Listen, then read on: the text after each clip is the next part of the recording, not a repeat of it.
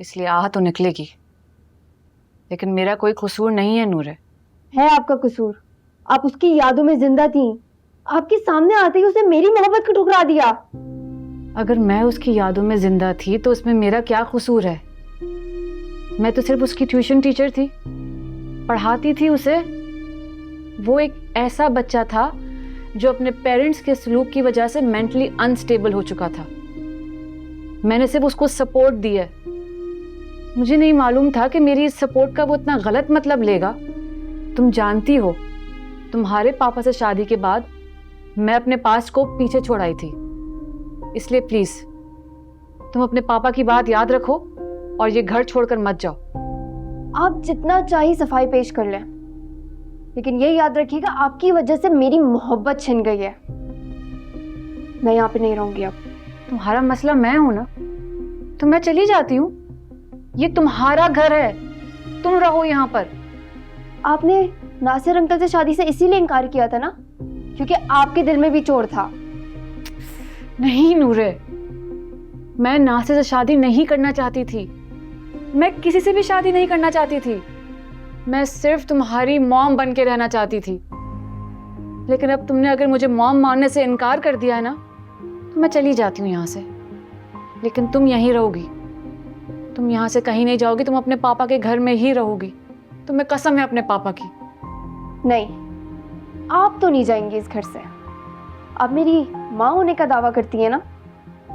देखिएगा, आपकी ममता से मैं ऐसा बदला लूंगी कि आप जिंदगी भर याद रखेंगी।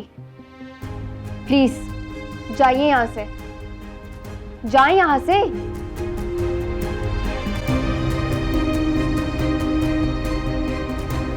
कैसे भुला दूं जरिया मैं तुम्हें।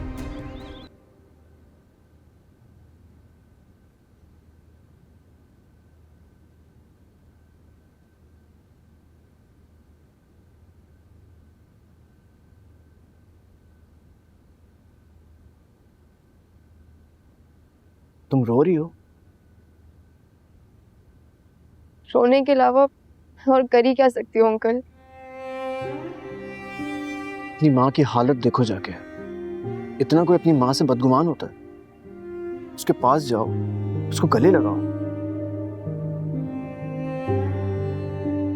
अंकल, एक शर्त पे। कैसी शर्त? आप उन्हें कहे कि वो जरिया आपकी मोहब्बत को अपना ले। ये कैसे हो सकता है नूरे? अंकल, मैं जरिया को बर्बाद होता नहीं देख सकती।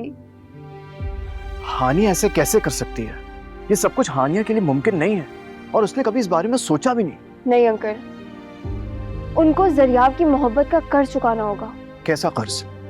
अपने माँ बाप के ठुकराए हुए बच्चे का सहारा बनना कर्ज नहीं होता।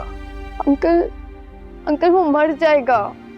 बहुत ज्यादा प्यार करता है वो उनसे। तुम होश में तो हो? तुम अपनी माँ का कर्ज चुका सकती हो जो तुम जरिया के लगाए हुए आग में उसको झोंक रही हो? अंकल, मोहब्बत गलतफहमी नहीं होती है। तुमने भी तो गलत फहमी के तहत जरियाब से मोहब्बत की, तो फिर उसने तुम्हारी मोहब्बत की कदर क्यों नहीं की? क्योंकि अंकल मैं उसकी पहली मोहब्बत नहीं। तुम सबसे पहले पुरसुकून हो जाओ और एक तरफा सोचना छोड़ दो। एक माँ की बेटी बन के सोचो पहले, फिर जरियाब की मोहब्बत के बारे में सोचना। और खुदा के लिए मैं तुम्हारे आगे हाथ जोड़ता हूँ, ये लफ्जों के तीर अपनी माँ पे मत बरसाओ, मर जाएगी वो।